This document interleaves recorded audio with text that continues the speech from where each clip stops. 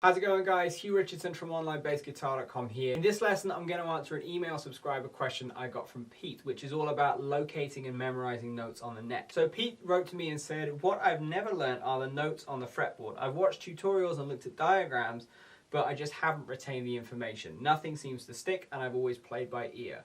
What advice have you got for me? So thanks very much for your question, Pete. This is a really great question. And what I've got for you are two exercises that revolve around the same concept.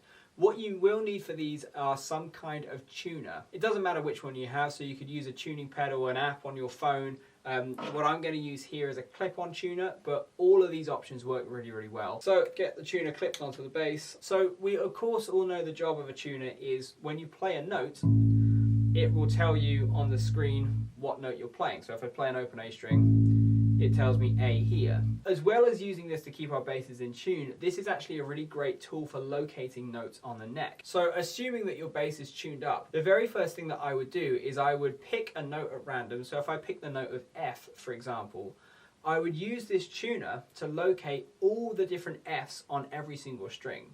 So if I start out with my E string, I keep going until I find an F. So I've already got one there, first fret. Then I'll keep going through all the other notes until I find one. I find another one there. I make a note of it, so either mentally or you could write it down even. And then from there, I just repeat this process on every string. So now rather than looking for F on the E string, I'm looking for F on the A string. So I go through F, B flat, no, no, no, no, no, no.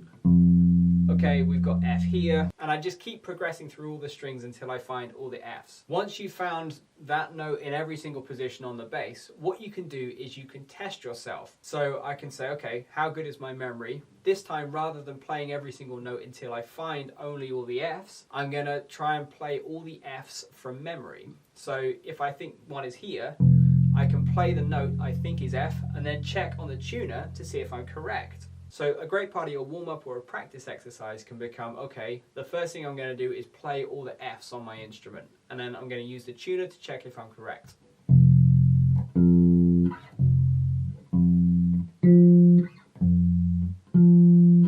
And you keep working through until you find them all. Of course, you're not limited to doing this with just F. Ideally, you want to be doing this with all 12 notes. And if you find it helpful, you could assign yourself a certain note for the week or for a couple of days or at whatever pace you're working. At first, this might seem like a slow way of doing it, but the things you want to worry about are, first of all, it's going to give you the correct answer because you've got the tuner. And also, the more you do it, the more it's going to stick in your memory. Now, once you've completed that first exercise, what you might want to look at is taking this same process and going a step further. So this is slightly more advanced. If you take a bass line, a riff, or a song that you know really well, you could try playing through it and calling out the notes as you go. So if I take this blues bass riff, for example,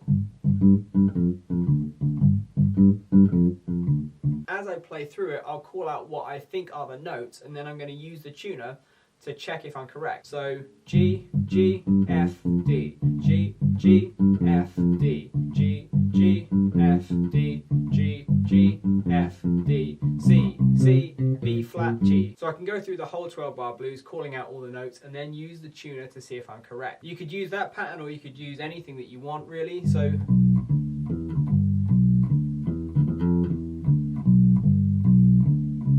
something like that, which is a bit more note heavy, might provide a greater challenge. So you could use this pattern, or you could use something that has a few more notes for a bigger challenge. But once you've gone through that whole 12-bar blues progression, just move it to another key. That's going to take you to a different area of the neck. It's going to give you a whole new set of notes. You can name the notes as you go, and again, you can use the tuner to see if you're correct. So Pete, thanks very much for your question. So if you guys have found this useful, make sure you leave your comments and thumbs up below. Subscribe to the channel for more free lessons just like this one. If you haven't done so already, head over to OnlineBassGuitar.com to check out the courses we've got there and the free lessons blog. And if there is anything that you want to see me cover in the weeks and months ahead on this channel, make sure you tell me about it by leaving me a comment below. I personally get back and reply to all of them, and hopefully I can make you a video lesson response just like this one. Thanks very much again for watching, guys. I will see you in another lesson real soon. Take care.